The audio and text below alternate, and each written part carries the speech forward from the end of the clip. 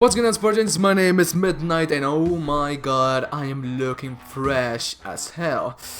Papacito. But anyways, welcome back to yet another Doom Eternal video. Today's video is not going to be about Doom lore, analysis or theories. No.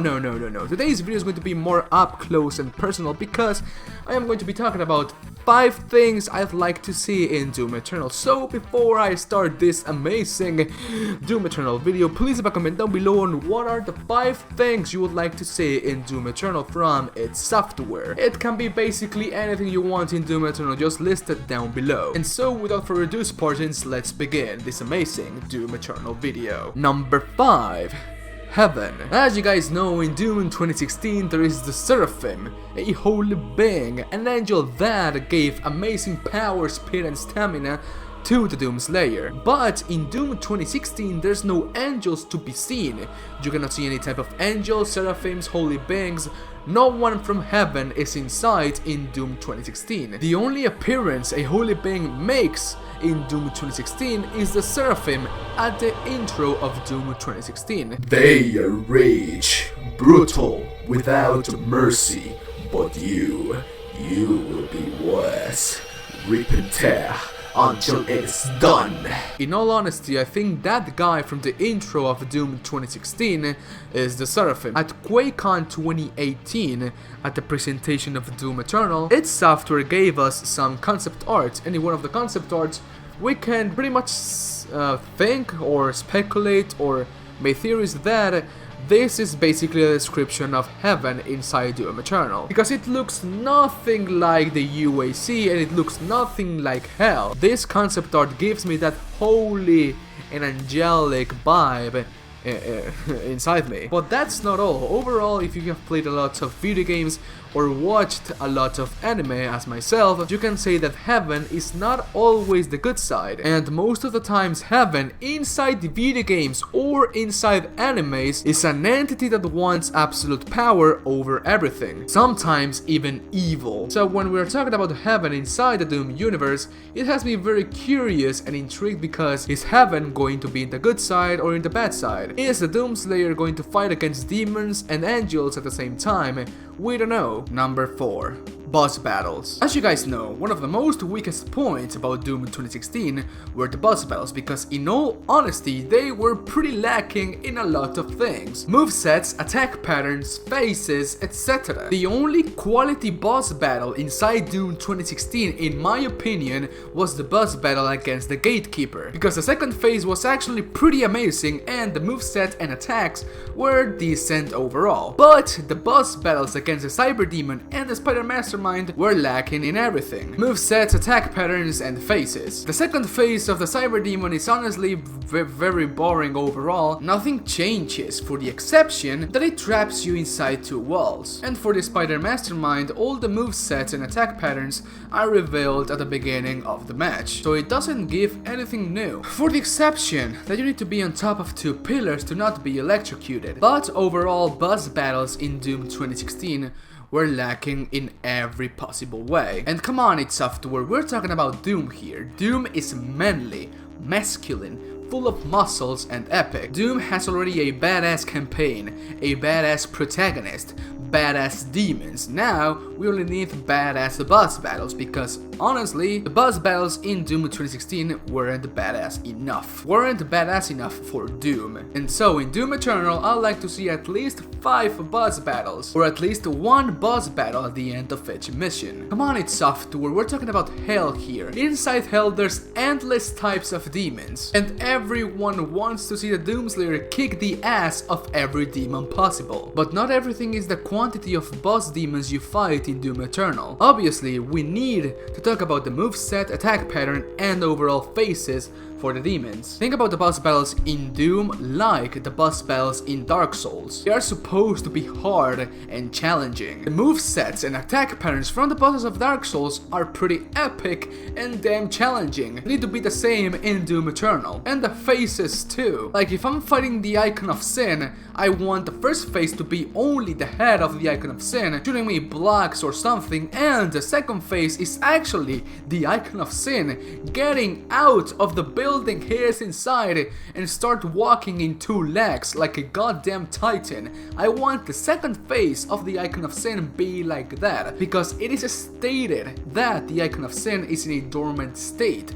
The actual head is not only a head, it's a head with a whole body. So as an example, the first phase of the Icon of Sin is only fighting against the head, and the second phase is fighting against the whole body of the Icon of Sin. Or fighting against a Cyber Demon. First phase, Cyber Demon alone. Second phase, Cyber Demon flying or something. Get Creative id Software, you have a pretty badass campaign, pretty badass protagonist, and pretty badass encounters with demons. Everything about Doom is epic. Campaign, protagonist, demons, soundtrack, everything for the exception of the boss battles. So if you nail the boss battles, Doom is going to be, oh my god, Doom Eternal is going to be epic beyond belief. Just imagine fighting the Icon of Sin with a soundtrack made by Mick Gordon, but being like the soundtrack of Dark Souls, like that epic knight sword thing. Metal soundtrack merged with orchestra soundtrack, something like epic, god damn it. I'm having a nerdgasm, but in all honesty, we need the boss battles to be better in Doom Eternal. Because as Marty Stratton stated, bigger demons, bigger weapons, bigger bosses. Number 3. Customization. If you guys didn't know, Doom 2016 and Doom Eternal both have multiplayer, or Doom 2016 has multiplayer and Doom Eternal is going to have multiplayer. In all honesty, no one talks about the multiplayer of Doom 2016 because, well, no one does videos on that part of the game. But in all honesty, I have been playing the multiplayer of Doom 2016 and it's actually pretty solid. It's a pretty solid multiplayer. It's not like Call of Duty, Halo, Battlefield, or Counter-Strike or something like that.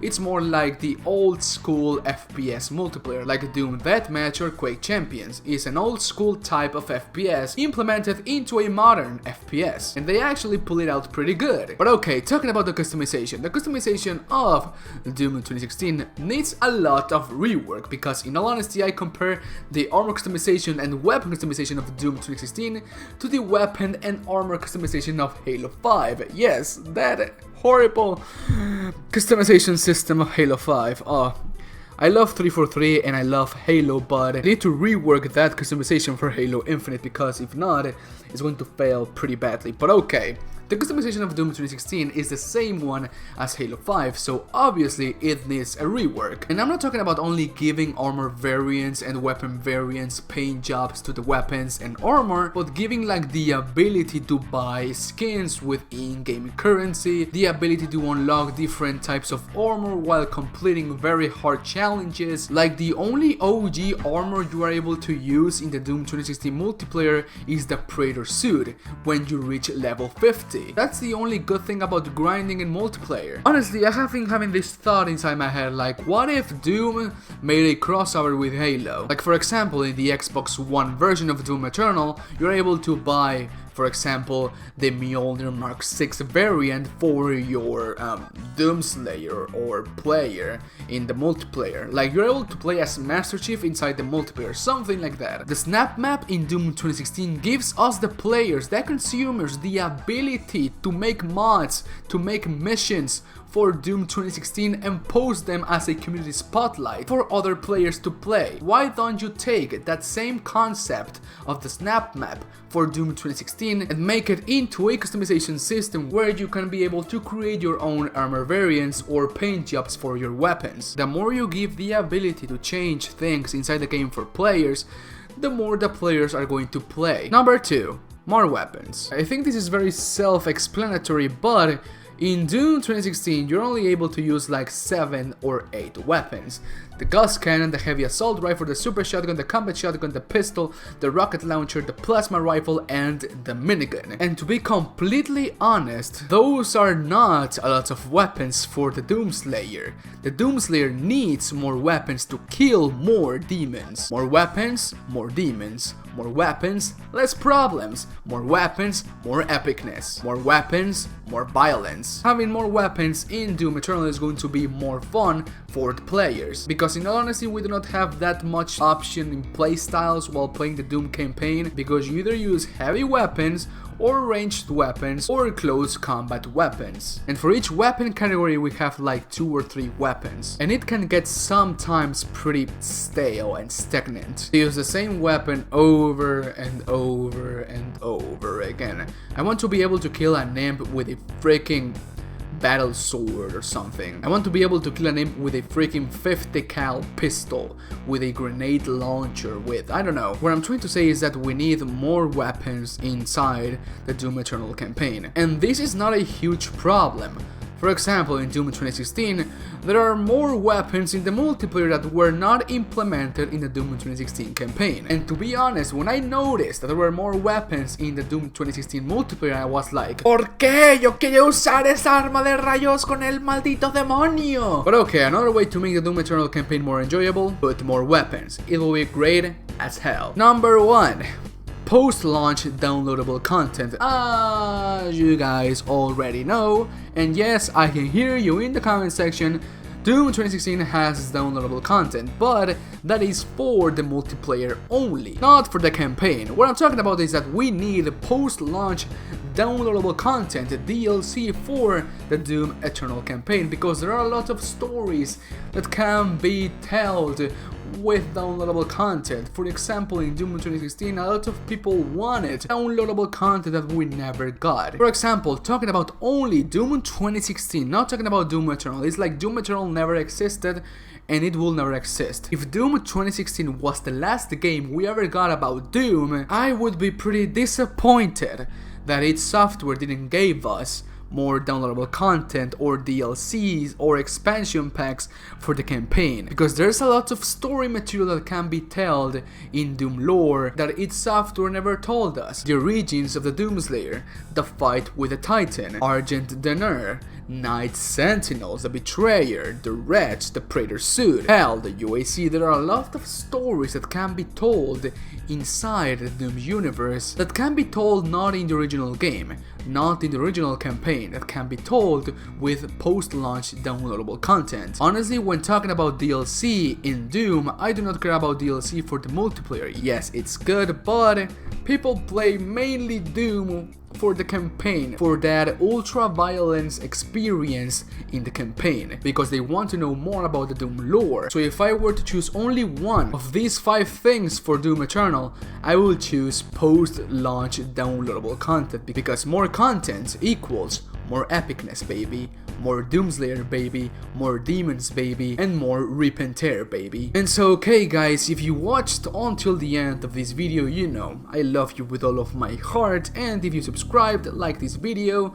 commented, shared, or something like that, I love you even more, honestly. And I really had a pretty hard time doing this video because, I don't know, like, my English doesn't work that great today. Like, I was having a lot of trouble recording this video. This is my, okay, 1, 2, 3, 4, 5, this is my 6th time trying to do this video, and all of my past tries are 14 minutes, 10 minutes, 5 minutes, 6 minutes, 4 minutes. The thumbnail of this recording is me raging, oh my god.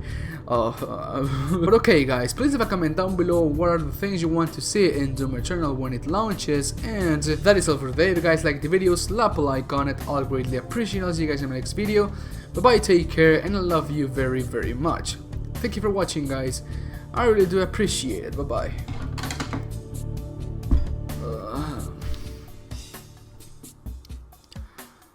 I can feel myself getting tired and tired and tired. I was so goddamn tired, honestly.